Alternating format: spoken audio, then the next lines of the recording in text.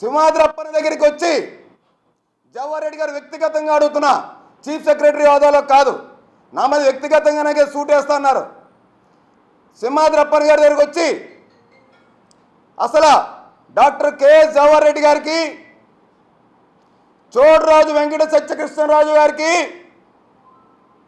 పేరుచెర్ల శ్రీనివాసరాజు గారికి doctor K S Jawahar Reddy గారు వాళ్ళు ఎవరో తెలియదనంటే కుటుంబ సహితంగా ప్రమాణం చేస్తే నా కుటుంబాన్ని నేను కూడా తీసుకొస్తా. మీ బినామీలు వీరని, మీ డబ్బులతోనే ఆస్తులు ఇక్కడ కొనుగోలు చేశారని, వీళ్ళు మీ యొక్క బినామీదారులని, వీళ్ళకి మీకు సంబంధాలు ఉన్నాయని నేను రుజువు చేస్తా. ఇవి కేవలం విశాఖలో నేను ఉదాహరించి 3 ఆస్తులే చెప్పా.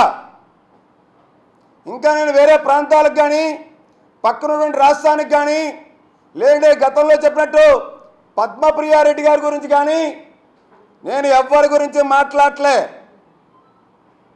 ఓన్లీ కేవలం పక్క రాష్ట్రంలో పరిశ్రమలో ఎంత పెట్టుబడి పెట్టారు, బినామీగా ఎవరు వేస్తున్నారు, ఇవన్నీ మాట్లాడలే. ఇంకా నేను కేవలం 3 ఆస్తులే చెప్తున్నా. 596 జీవోను ఆధారం పెట్టుకొని వీళ్ళు కొట్టేసినటువంటి ఆ ప్రాంతాల పేర్లు చెప్పాం. ఇంతకన్నా రుజువులు సాక్ష్యాలు ఏమైనా కావాలంటే చెప్పండి. నేను పూర్తి స్థాయిలో మీ యొక్క బినామీల వివరాలు వెల్లడించడానికి సిద్ధంగా ఉన్నాను. జవహర్ రెడ్డి గారు బినామీ ఉన్నారో ఆ బినామీ ద్వారాగా 100 ఎకరాలు అగ్రిమెంట్లు చేసుకున్నారా లేదా? సర్వే నెంబర్లతో చెప్తున్నా.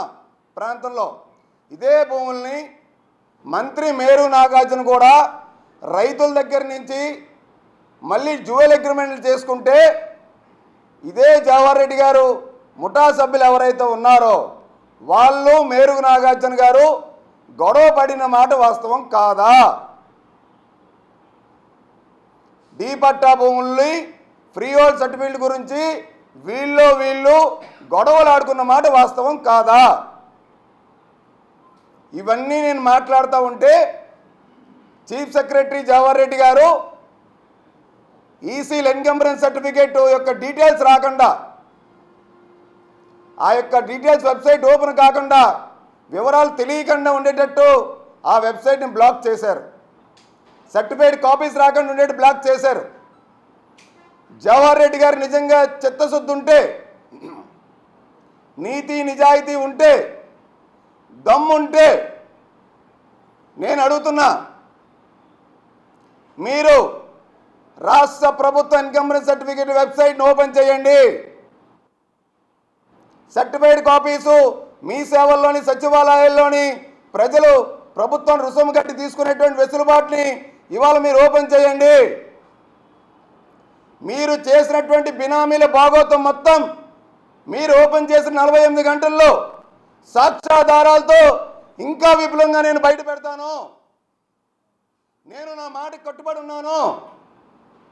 దానికి వెనుకడుగేసేది లేదు. నా పైన లీగల్గా మీరు యాక్షన్ తీసుకోవడానికో చట్టపరమైనటువంటి ఏ విధమైన చర్యలు తీసుకోవడానికో ఎందుకు తాత్సారం చేస్తూ ఉన్నారు? అసలు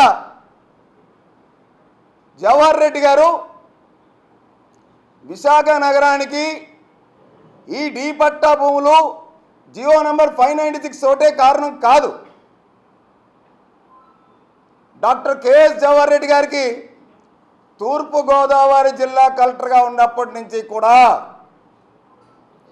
ఈయన వ్యవహారాలన్నీ చక్కబెట్టేది తేటగుంటలో ఉన్నటువంటి చోడరాజు సత్యకృష్ణంరాజు గారు. చోడరాజు సత్యకృష్ణంరాజు గారు అన్నవరం యువతల హైవే మీద 1 అనేటువంటి హోటల్ ఉంటుంది. దాని పక్కనే 8 ఎకరాల్లో సుమారు అక్కడ నివసించడానికి గెస్ట్ హౌస్లు కూడా ఉంటాయి. ఆ యొక్క చోడరాజు సత్య వెంకటకృష్ణరాజు డాక్టర్ కెఎస్ జవహర్ రెడ్డి గారు బినామీ కాదా అని చెప్పి అడుగుతా ఉన్నాను.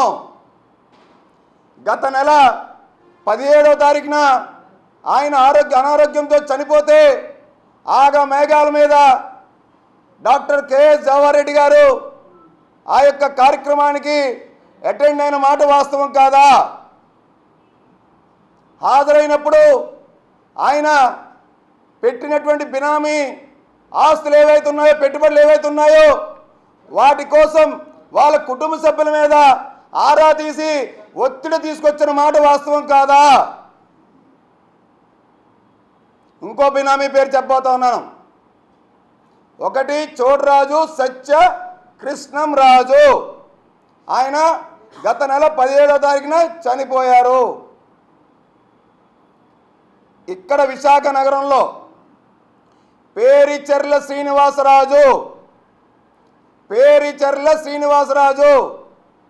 ఏదైతే కృష్ణంరాజు గారికి అనుగుణంగా ఉంటాడో ఆయన విశాఖలో వ్యవహారాలని చక్కబెట్టడానికి, భూ వ్యవహారాలు కానీ ఆర్థిక లావాదేవీలు కానీ చక్కబెట్టడానికి పేరిచెర్ల శ్రీనివాసరాజు ఆయన మీ బినామీ కాదా?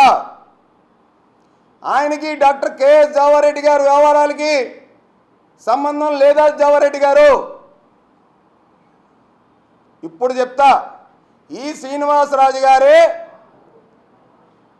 ఎర్రమట్టి దెబ్బల దగ్గర ఉన్నటువంటి 100 ఎకరాల డీ పట్టాలని అగ్రిమెంట్లు చేయించుకొని జవారెడ్డికి బినామీగా ఉండి ఇప్పుడు అది ఏదైతే మేరు నాగార్జున వాళ్ళు రాయించుకున్నారో మంత్రి గారు, వాళ్ళు వీళ్ళు పంచాయతీ చేసుకున్న మాట ఈ యొక్క శ్రీనివాసరాజు గారి ద్వారా కాదా?